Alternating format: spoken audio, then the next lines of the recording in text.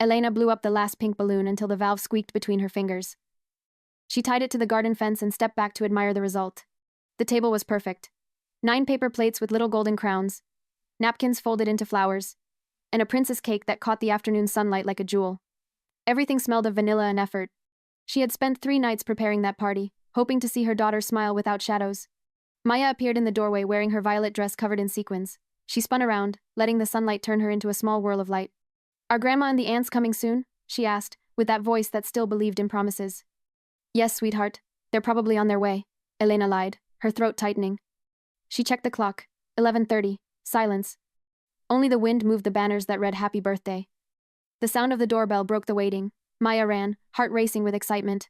But there were no familiar laughs or expected hugs at the door. Only Aunt Carmen, holding a gift wrapped in shiny paper and wearing a look that said more than words. "Your mother and the girls aren't coming, are they?" she whispered as she hugged Elena. Elena took out her phone and showed her the message still burning on the screen. "Don't be dramatic. It's just a kid's party." Carmen pressed her lips together and gently touched her shoulder. Elena felt something crack deep inside, an old fracture she already knew too well. Still, she smiled. The first guests began to arrive, laughing children, hurried parents dropping off gifts on the table. The garden filled with color, confetti, and music. But inside Elena's chest there was only emptiness. From the window, she watched Maya glance at the gate every 5 minutes. Each time a car passed, the little girl stood on her tiptoes. "They'll be here soon," Elena said out of habit, though she no longer believed her own words. By mid-afternoon the sun began to fade and the cake remained untouched. When they finally lit the candles, the girls sang with forced enthusiasm. Maya closed her eyes and made a wish in silence. No one knew that all she wished for was for her family to show up. After cutting the cake, Maya asked for the 10th time, "Did Grandma forget about me?" Elena knelt down in front of her. She tried to speak, but the words stuck in her throat. Maybe she had things to do, honey," she whispered, knowing she was lying again. Maya lowered her gaze. Carmen came closer and hugged her gently. "Your grandma has a bad memory, sweetheart. I'm sure she'll surprise you another day." The little girl smiled weakly and ran to the bounce house. Elena watched her jump under the orange light of the sunset. She laughed once without strength as the garden shadows grew longer. Inside, she understood something cruel. It wasn't the first time her family had left them alone, and it probably wouldn't be the last. A week after the empty party, the smell of toasted bread filled the kitchen. Elena stirred her coffee while Maya cut out pictures from a magazine. The moment was simple, domestic, until the phone vibrated on the counter. Once, twice, 5 times in a row. It was the family group chat. The title still said United Family, Pure Irony. Elena slid her finger across the screen and read the message from her mother, Esther. "Good news. Birthday party for your sister Lucia. Cost per person, $1,850. You'll cover Grandma's share, you know she's retired." Elena let out a dry laugh, so short it almost sounded like a sigh. Lucia was 26, not 16, but the next message came before she could even reply. Theme, Second Chance Quinceañera. And then, an attachment. Elena opened it. Her own profile picture cropped and placed under a shiny golden label that read, "Platinum Sponsor, Elena Morales." Sarcasm burned in her throat like hot bile. How thoughtful, she thought. They hadn't even asked. Maya looked up from her drawings. "Mommy, look, I made you a heart." She held it up crooked, but cut with so much care it hurt to see. "It's beautiful, sweetheart," Elena said, smiling like someone holding a shattered glass. "Can we go to the park later?" "Of course, my love," she replied, swallowing the lump that had formed in her throat. While the little girl returned to her notebook, Elena opened her banking app. The number blinked on the screen, $4,000. That was it, just enough for Maya's braces. Every cent was already spoken for: food, school, medicine, rent. But to her family, that money looked endless. She scrolled upward, checking her payment history. Recent transactions. Salon rent for Lucia. Garden furniture for Esther. Christmas gifts for everyone. Each transaction carried the same note, because we're family. She closed her eyes. Her mother's old phrases echoed in her head like ghosts. "You're the responsible one now, Elena. Your father left. Someone has to keep this family together. Family is everything." She had believed those words her whole life until they turned into chains. The phone buzzed again. Another message. "The deposit must be made before Friday. Don't be late." "No, please." "No, can you?" Elena took a deep breath. The smell of coffee no longer tasted like comfort. She looked at her daughter, blissfully unaware, coloring with dull crayons. This isn't family love, she thought. This is debt disguised as affection. She put the phone down in silence. She had spent years confusing everything: help with obligation, respect with fear, love with guilt. But something inside her began to stir. A small spark. A whisper that said, "Enough." And without realizing it, that single thought became the beginning of her freedom. That morning, Elena didn't cry. She didn't even tremble. The coffee grew cold beside the window as she watched the gray reflection of the sky on the glass. She felt something new, a kind of exhaustion that didn't hurt anymore, only weighed her down. The kind of tiredness that isn't cured by sleep, but by making a decision. She turned on her computer. On the desktop, she created a new folder and named it Boundaries. The cursor blinked for a moment, as if hesitating. Then she began to type. An endless list. January 2021, loan to Lucia for the salon rent, just for this month. April 2021, paid her mother's credit card, I don't want interest. November 2022, new furniture for the patio, we'll pay you back at Christmas.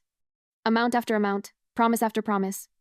When she finished, the total took her breath away, over $20,000. Her fingers trembled not from anger but from clarity. That folder wasn't an accounting record. It was her story, years of silence and guilt disguised as love. A gentle knock on the door interrupted her thoughts. It was Aunt Carmen, holding a banana cake and wearing the look of someone who already knew the answer to the question she hadn't asked. More messages again? Elena turned the screen toward her. Carmen read the texts, sighed, and set the cake on the table. Your mother's always been that way, she said softly, but you don't have to carry her anymore. And if she gets angry? Elena asked, realizing how childish her voice sounded. Carmen smiled, a mix of tenderness and sorrow. Then, for the first time, it'll be her problem, not yours. Through the window, their elderly neighbor, Doña Rebecca, waved from across the street, holding a tray of cookies. Elena waved back with a small, genuine smile. Small gestures, small connections. People who had always been there, asking for nothing in return. That night, when everything was quiet, Maya walked into the room holding a drawing in her hands. Two stick figures holding hands under a pink sky. Mom, it's us, she said, her eyes shining. Elena hugged her, holding back the tremor in her voice.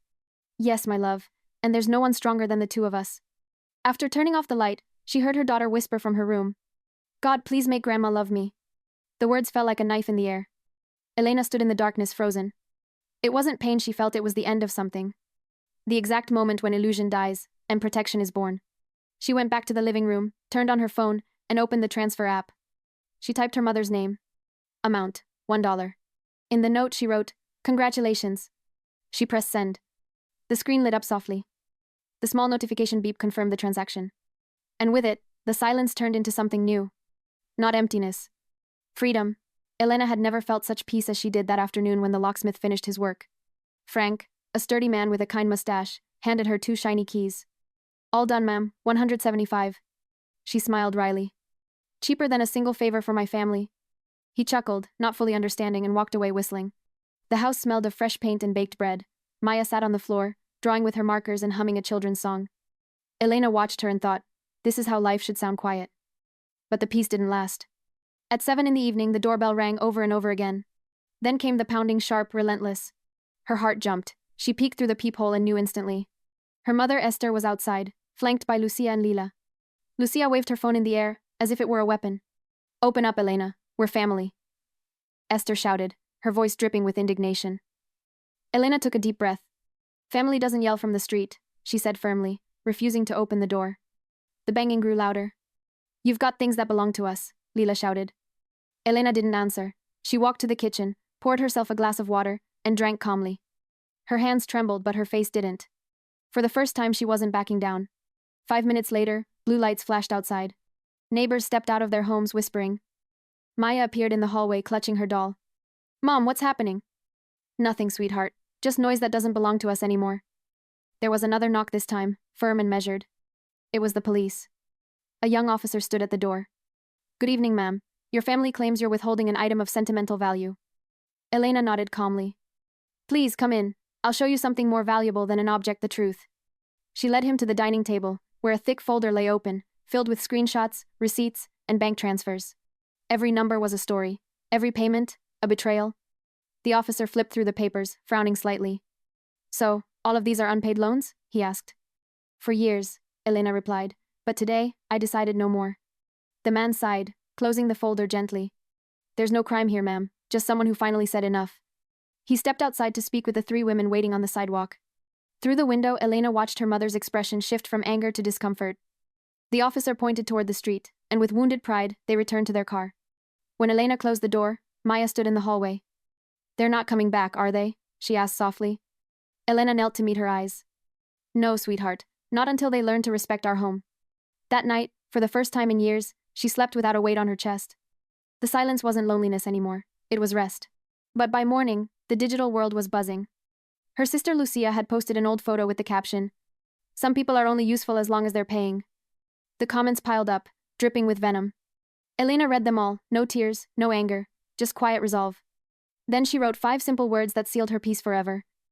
"I wish them the best, goodbye." For weeks, Elena's house became a quiet refuge. No calls, no messages, no accusations. Only the sound of birds outside and Maya's soft laughter filling the corners.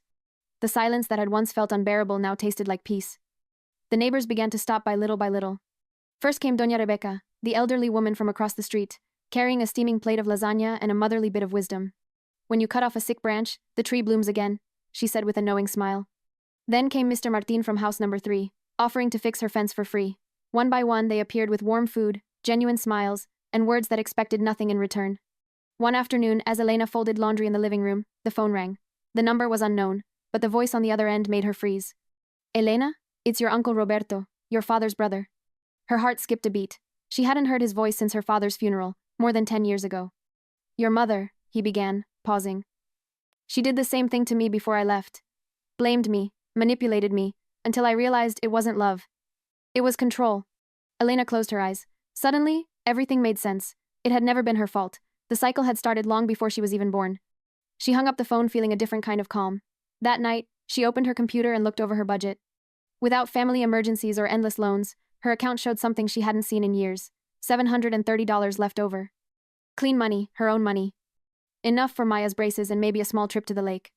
The next morning, she bought yellow tulips at the market. Not because she needed them, but just because.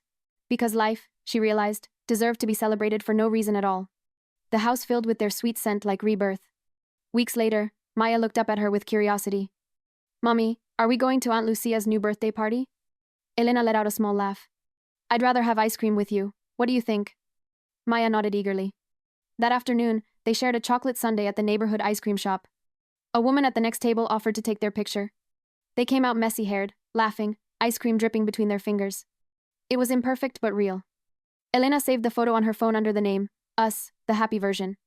Months later, during a school presentation, Maya stood proudly in front of a colorful poster. The title read, "My mom taught me that love doesn't hurt." From the back of the classroom, Elena watched, her heart swelling to the point of breaking. She cried silently, but these were new tears, light ones, made of relief. That night, she hung a framed photo on the living room wall. In it were 5 people: Elena, Maya, Aunt Carmen, Doña Rebecca, and Uncle Roberto. 5 souls who knew how to love without demanding anything in return. Below the photo, a carved wooden plaque completed the story. "Blood doesn't make you family, respect does." And for the first time, Elena realized that this small, simple, and honest home was everything she had ever needed.